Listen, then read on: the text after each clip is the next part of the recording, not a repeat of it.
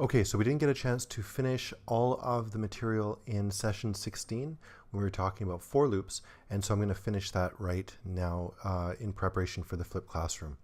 Okay, so we got up to the point, let me see, back one, we got up to slide 47, so that was solution to exercise 4 with a loop, and now I'm going to go on to the next example exercise.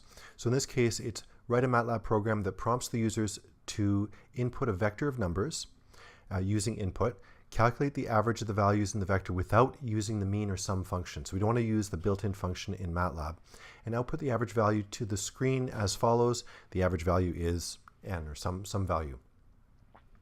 So the solution to this is basically you start off, you do this clearing business, and you ask the user to input some numbers. And here is a for loop that allows us to do what the exercise is asking for.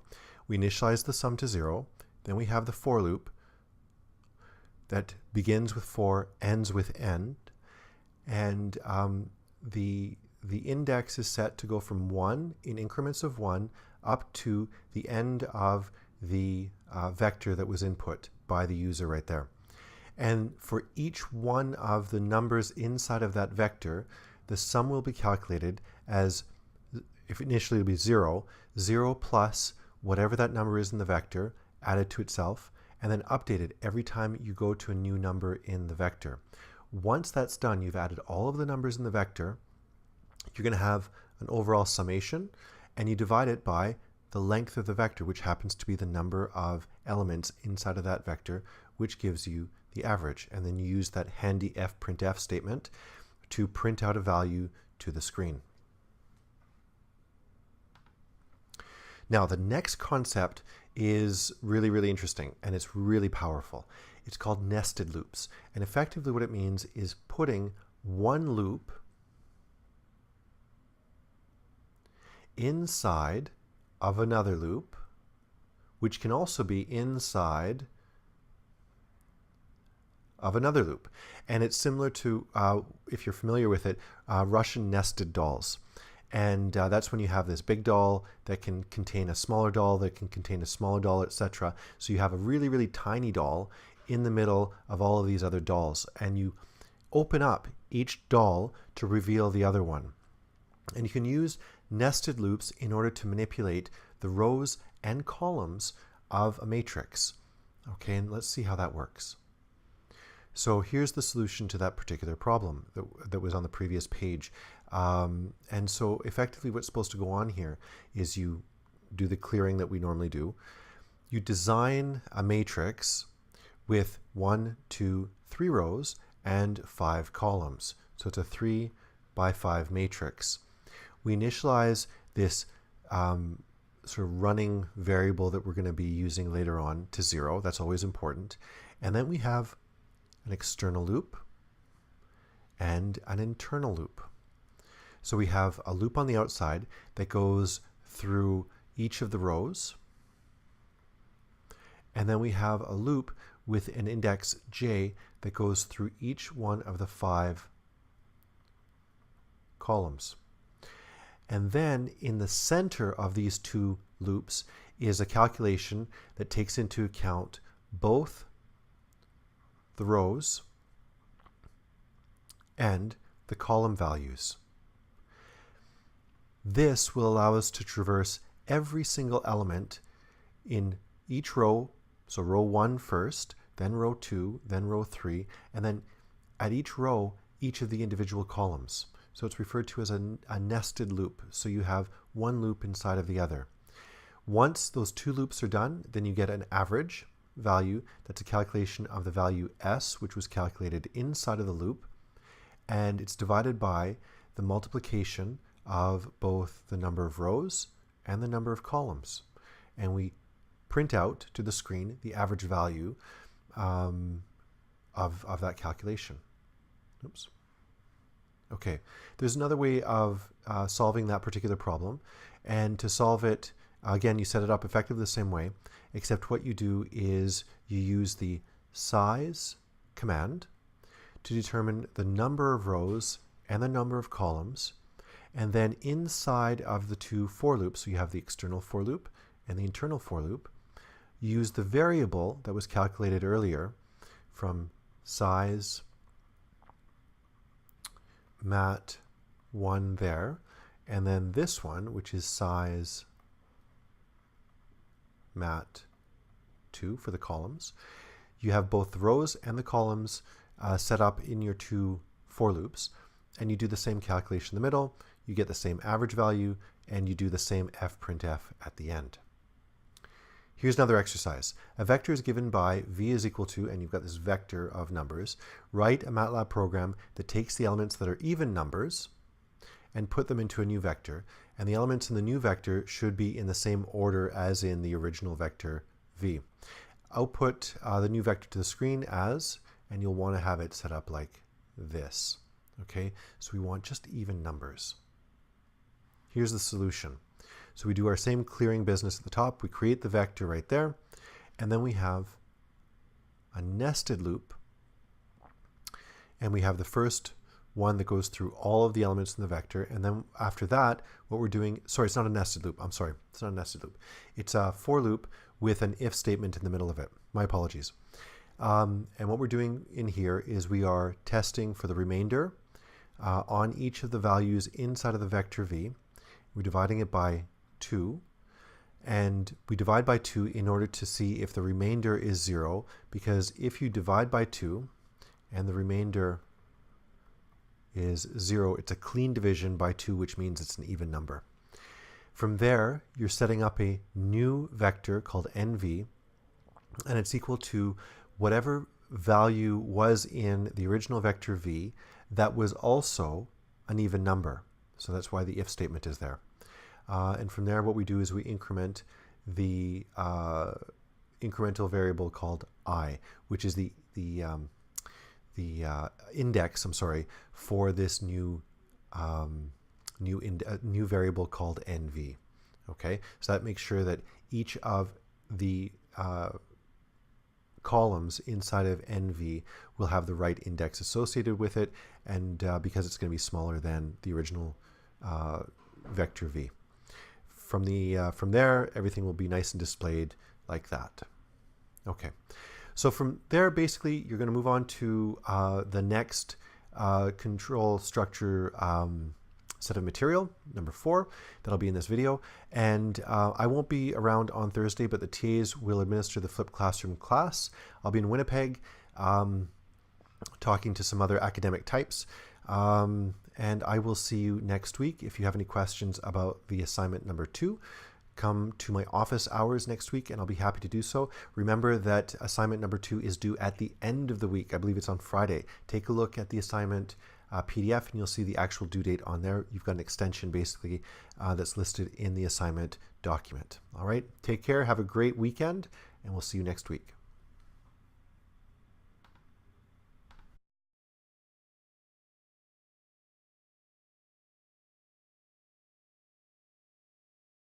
Okay, hi everyone. We're going to be doing a continuation of the topic of control structures today for EECS 1570. And this is a lead up to the flipped classroom that you'll be doing on Thursday. So we've been talking about loops in a previous class, and we spoke about for loops. The other type of loop that we can have is something called a while loop. So let's talk about that now. A while loop basically starts with the word while and ends with the word end.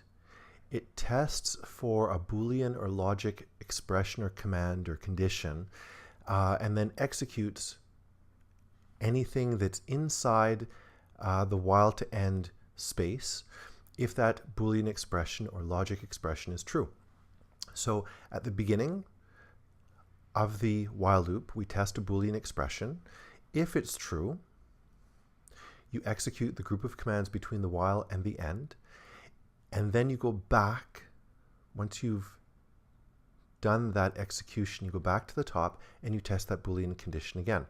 And you keep doing that until that Boolean expression is false. So when it's not true, then you go to the end and you continue on with your program without executing what's in the middle of this while and sandwich. Okay, so here's an example. We start off and we say that x, the variable x, is equal to 1. So we initialize it to 1.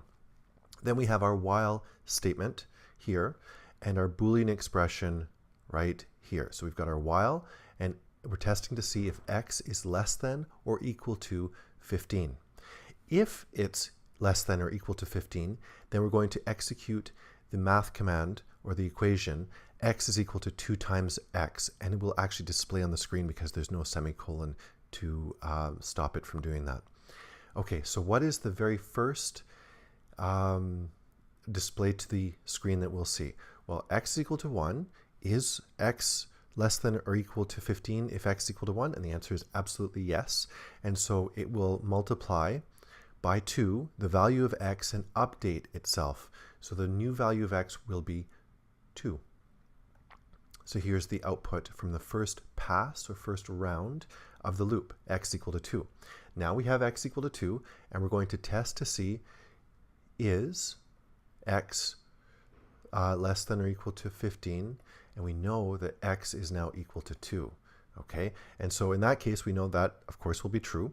So x will then be 2 multiplied by 2, which is equal to 4.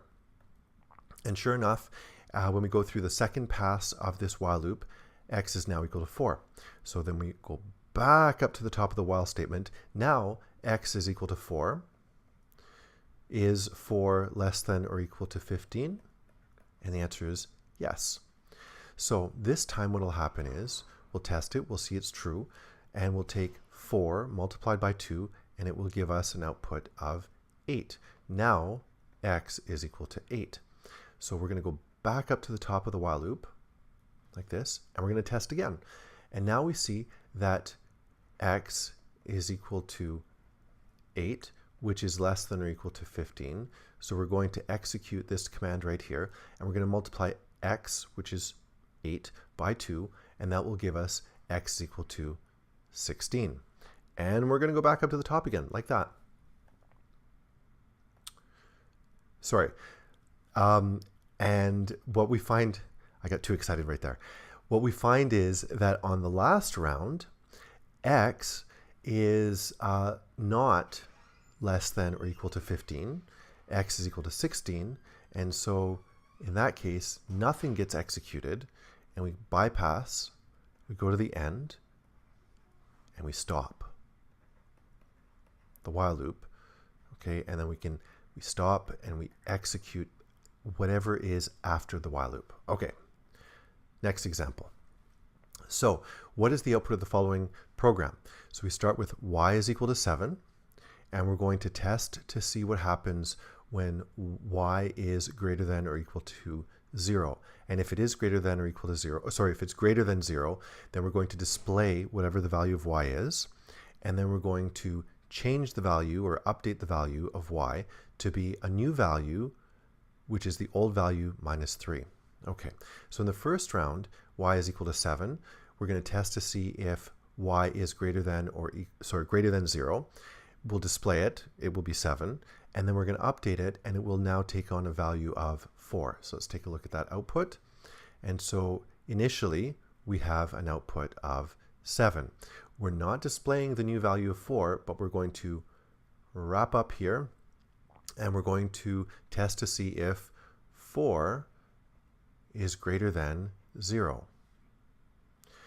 And of course it is, so we display it. Okay, so y is equal to 4, and y really is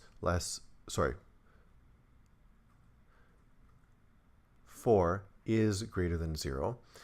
And so we'll display 4, and we will now update the value of y to the new value. Y is going to be 4 minus 3, which is equal to 1.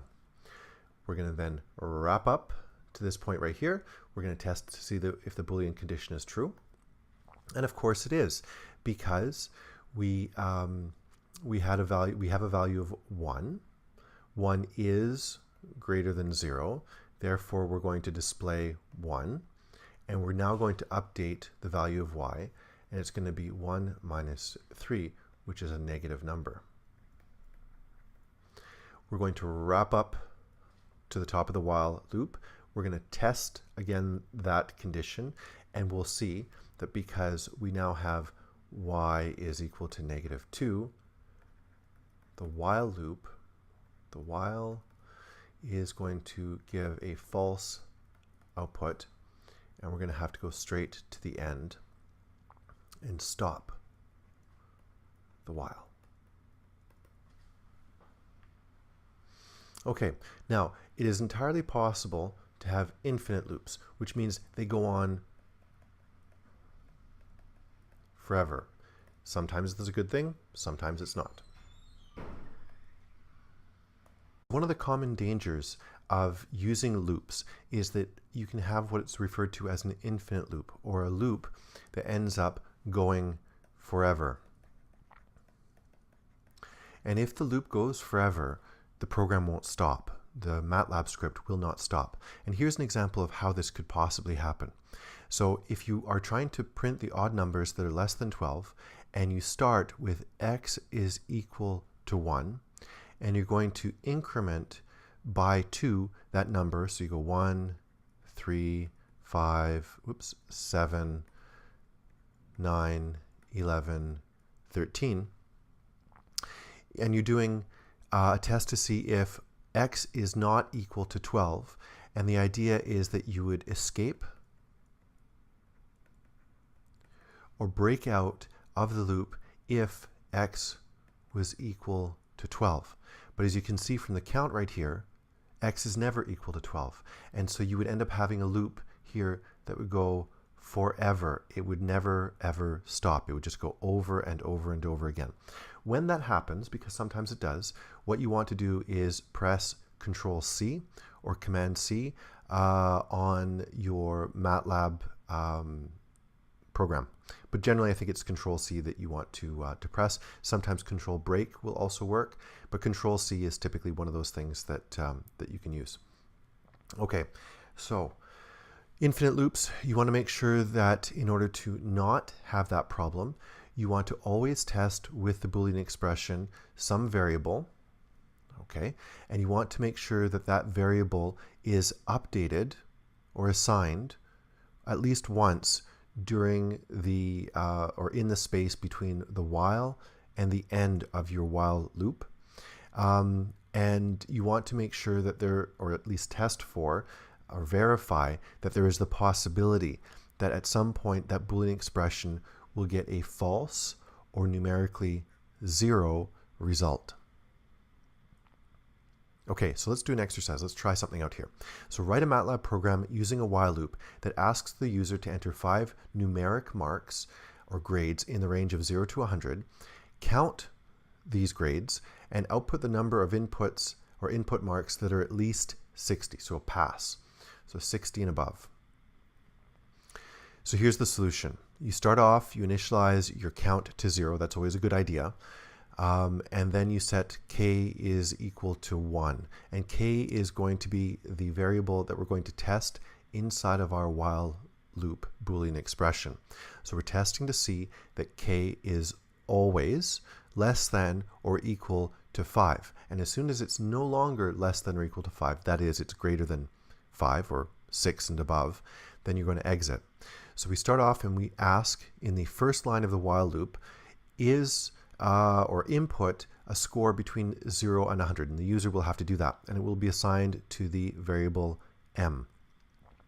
So you have m is now equal to whatever that score is that the user put in. You test that condition in an if statement to see if that value is over 60. If it is, then you increment your count value from 0 to 1, etc. And then after that, you increment k. And k, once again, is the variable that we're testing at the top of our while loop. We're going to loop this over and over and over again until k is basically 6 and above. And once it is, then we're going to exit. And on the 6th value for k, we're not going to execute anything inside of the loop. Okay? Here's another possible program that you might want to write. So write a MATLAB program that repeatedly asks the user to enter numeric marks or grades in the range of 0 to 100 and counts the number of input marks that are at least 50. The process will stop when the user enters a negative number. So instead of just having 5 grades that we're going to enter, it will just keep going over and over and over again until an exit condition is typed in by the user. In this case, a negative number has to be input at that point in order to exit. So here's one possible solution. You start with a count of 0, so you initialize your count.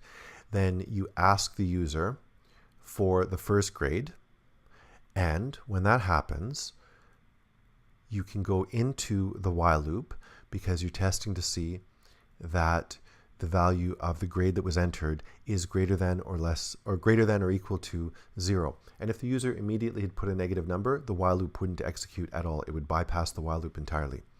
So we say we put in a positive number, then it will check to see if that number is 60 or above. If so, it will count it. It will add it to its count. And then it will ask the user for another score. And if that score is non-negative, or it's a positive number, the while loop will execute again, add to the count if the value is above 60, etc.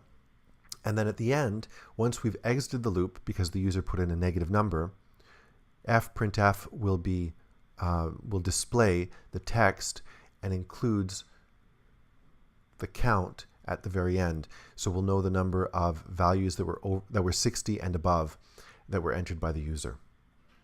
Okay, here's a different solution to that same problem. Again, we start with count is equal to 0. We set m initially to 1, so this is automatic. And instead of having multiple inputs for the user, we have the very first line of the while statement, or the while loop, ask the user for information. So we have a default condition that allows us to get into the while loop. We're now going to update the value of m, and then we're going to test m in this if statement, and then loop back to the top of the while loop. And the same sort of thing will happen. We'll count every single entry that was 60 or above, and as soon as we have a negative number that's input, then in the next round, the while loop will exit. But don't worry, because even if the person had put in a negative number, that negative number is not over 60. It can't be, and therefore it will not add to the count. Okay, here's a fourth possible exercise program. So write a MATLAB program that asks the user to enter a numeric grade in the range of 0 to 100. So nothing less than 0 and nothing above 100. And if the user enters a number outside of this range, ask the user to input it again. So ignore it and tell the user you didn't quite do what you were supposed to. Try again. And then again, if the mark is above 60 and less than 100, then you'll output something to the screen that says you've passed the exam. And if the grade was under 60, then you say on the screen in the command window, you failed. Okay, here's the possible solution. So you start and you do it. You clear things like this, and then you type in, you ask the user for a grade. The grade is assigned to the variable m, and then the test condition is it less than 0, or is it over 100? And if it's either of these, because there's an or in here, then you ask the user to once again enter the grade. And you do this until such time as the user enters an appropriate grade. Once the user has put in an appropriate grade, then you test to see if that grade is greater than or equal to 60. And then you either display that you've passed, or if the person got less than 60, you say that the user failed. Okay, so now we can take a look at two other things that can be used with loops that add sort of interruptions to the loops. The first is something called the continue command. And the continue command is used inside a loop, whether it's a for loop or a while loop, and stops the present pass. So the present series of operations that we're doing inside of a loop. And then it starts at the next pass. So for instance, if we've got some vector here and we're asking the for loop to go over and over through an index from 1 through to the length of that vector, and we have a statement in here that has an if statement that says if the value in that vector is less than 0, then continue, which means that it will ignore anything else that happens afterwards. So if this condition was true, then we would stop anything that was going on in the for loop and simply go back up here, and we wouldn't do anything with the display down here. And that single quote needs to be changed, and that single quote there needs to be changed. So in this particular case, what you would get is in the first pass, you would get a 5, then you would get an 8, then in the third pass, because it's a negative number, the test condition for less than 0 would kick in, and we wouldn't actually display anything negative. Then the next thing that would be displayed would be 18. Then -5 would again kick in this continue command, and so we wouldn't be printing out -5 at all, and the next number that would be displayed would be 9. So here's another example. We want to write a MATLAB program that repeatedly asks the users to enter numeric marks or grades in the range of 0 to 100 and counts the number of input marks that are at least 60. And we've seen this before. If the user enters a number greater than 100, do not count it and output invalid input. The process stops when the user enters a negative number, and at the end of the program, output the number of input marks that were at least 60. Okay, and this would be the sample example of what the program should do. So here's the solution to exercise 5. We again initialize the count to 0. That's something that's always really good to do. And here we're going to ask for inside of a while loop. Okay, so we have while to end. Okay. We ask for a score between 0 and 1. We then test it using an if statement. And if the value is above 100, we display invalid input, and we don't do anything else. We continue, that is, we go back to the top of the while loop if that statement was true. If it wasn't true, then we continue on and we do the other commands like this count is equal to 1, count is equal to count plus 1, and we add this running summation. Okay, so that's how we would do it. Okay, so the break command is slightly different.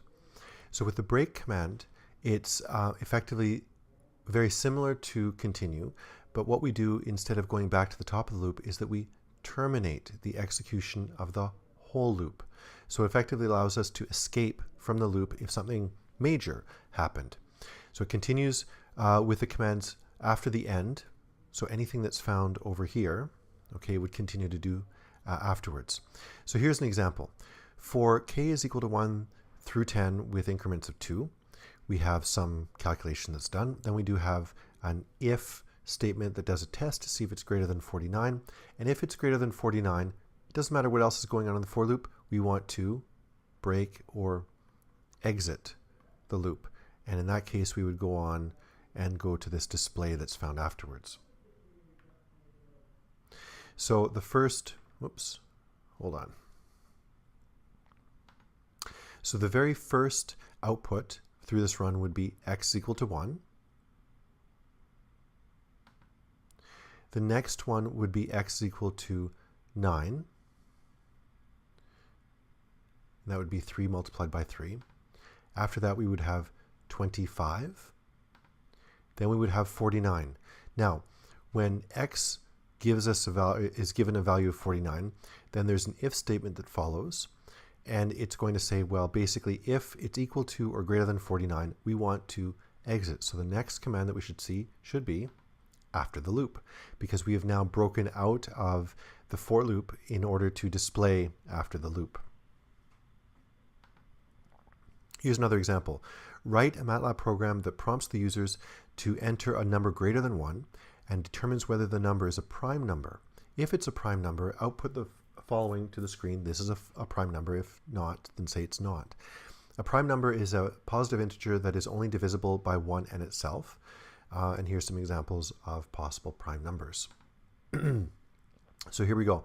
We start off with clearing all the memory. We want to do that. We ask the user to input the information, the number itself. So that's the input right there. We're going to set up something called a flag, and it's just another variable that we initialize to 0, and we're going to see if it turns into a 1. Here we have a for loop. The for loop begins and ends there. We have an if statement, and effectively what we're going to do in here is we're going to go and take a look at the remainder of the variables n and k, and if the remainder is equal to 0, so it's a clean division, then we want to set our flag to 1, and we are going to break or exit. So we exit, and upon exit, if that flag was 1, that is, it did break, then we're going to display. And if not, if the flag was never generated to a 1 from a 0, then we say that it is a prime number. Now, the important thing here is that there is a mistake right here with the quotes. I'm going to change the quotes to single quotes properly, but that's how you would do this, and this is how you would engage the exit or break condition. Okay, next exercise. Write a MATLAB program that prompts the users to enter a number greater than 1, determines whether or not if it's a prime number, and if it's a prime number, output the following to the screen. N is a prime number, so we want to actually say what that value is, and if n is not a prime number, output the following, that it is not a prime number. So here's the solution to that. And so what we have here is that we are going to ask for information, and then we have a while statement that says while that value is less than or equal to 1, so it's a value that we don't like, ask for the information again. So we're going to ask again from the user. Once we've got the right type of number, then we're going to do a calculation. Again, we set a flag to 0. We have a for loop right here. We do our calculation. We do a remainder test here. If that remainder test is true, then we set the flag to 1, and we want to exit that for loop. If the flag was 1, then we want to again state that the number was not a prime number. If it turns out that the number was a prime number, then the flag would have remained 0, and we exit. Okay, so that's it for that series of control or sort of these structures, and so hopefully it's given you some preparation for the flipped classroom. You want to go over your notes for control structures 1, 2, 3 as well.